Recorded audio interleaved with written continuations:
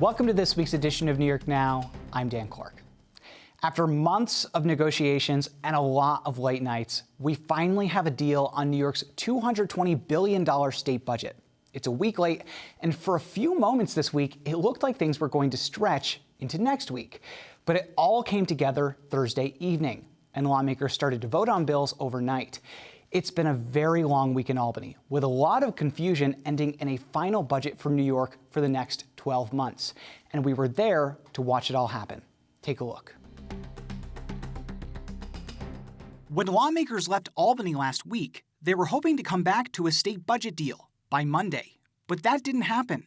The legislature started the week in Albany by passing a budget extender, which kept funding for state government flowing and workers paid. Republicans slammed the move, calling it a last-minute fix with no end in sight. Senator Pam Helming. It is incredibly important for us to be able to do our jobs responsibly, to uphold the oath of office that we've all taken. We need to have these budget bills in a timely manner. Having them minutes before it's time to vote on them is not acceptable to anyone. Democrats, who controlled the legislature, had kept budget talks moving through the weekend, but a final deal was held up by disagreements over certain policy items, largely criminal justice reform. Assembly Speaker Carl Heastie told reporters that late additions to budget negotiations over policy slowed things down. I said to you guys, if we were going to be dealing with a budget that's, with lots of conversations around policy, it was going to be late. And so here we are, but I think we're making progress. Later in the day, an update from Governor Kathy Hochul. It was the first time she spoke in public after the state budget deadline passed the week before. And she said the budget was late because of more back and forth than usual with lawmakers. These are complicated issues. There's a lot of passion behind them. I understand that. So we're going to take the time to make sure we answer all the questions from the members to their leaders, and that's the give and take that's going on. Again, it may not be customary, but I'm demonstrating how I'm governing very differently.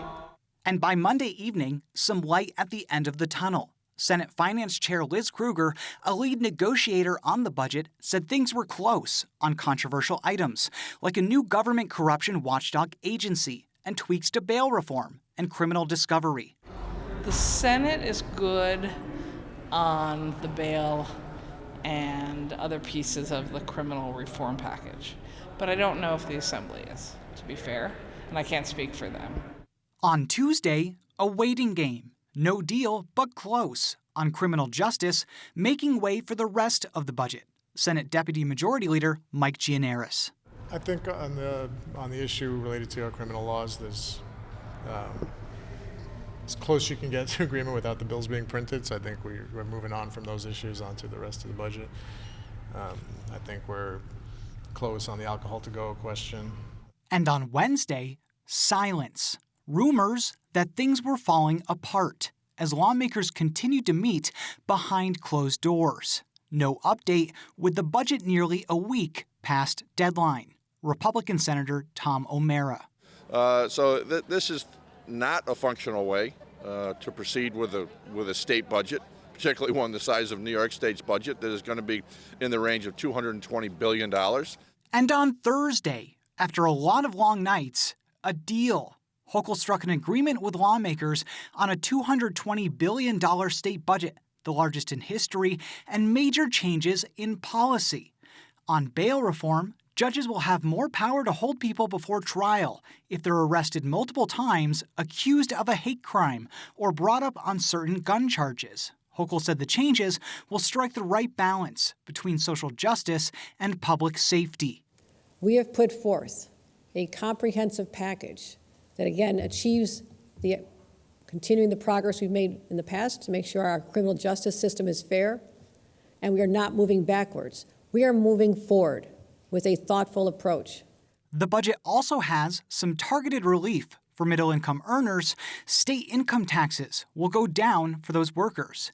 And to address the high price of gas, the state will suspend about 16 cents of taxes at the pump, starting in June through the end of the year. Assemblymember Angelo Santa Barbara was an early supporter of that idea. in upstate, let's face it, we commute a lot up here. So we all drive to work. We all drive everywhere we go. We get into a car. So really, particularly upstate New York, commuters, people that are going back and forth to work, that are picking up their kids from school, they're going to see a huge benefit of this. The budget will also make investments in two key areas, childcare and home care. With $7 billion over 4 years, the state will expand childcare subsidies to more people and offer grant funding for struggling providers. On home care, $7.4 billion will be used to raise wages for workers who currently earn about minimum wage on average, according to federal data. Hochul again.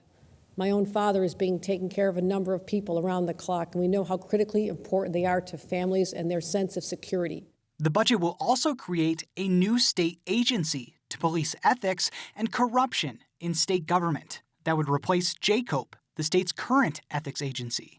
Members of the commission would be vetted by the state's law school deans, and the governor would have less control over its leadership. But members of the commission would still be picked by top state officials, including the governor, legislative leaders, the controller, and the AG. Good government groups say that's a problem. Blair Horner from Nyberg. Well, it still leaves the decisions on who's going to sit on the commission, on this new commission, this new ethics commission. It leaves the decisions in the hands of the governor and the legislative leaders, the attorney general and the comptroller. And these are the people who the agency is supposed to regulate. Restaurants will get a boost as well in the budget with alcohol to go. Drinks will be allowed with takeout food orders for the next 3 years. And on the environment, voters will get a chance in November to approve $4.2 billion in new borrowing. That money would fund projects to combat climate change, like climate-friendly infrastructure and renewable energy. Assemblymember Anna Kella says that will make a huge difference down the road. We know for sure that the quality of life that we all experience is going to be rapidly on decline in the next couple decades because of climate change. So if we want to retain the quality that we have right now, then we must invest this money right now.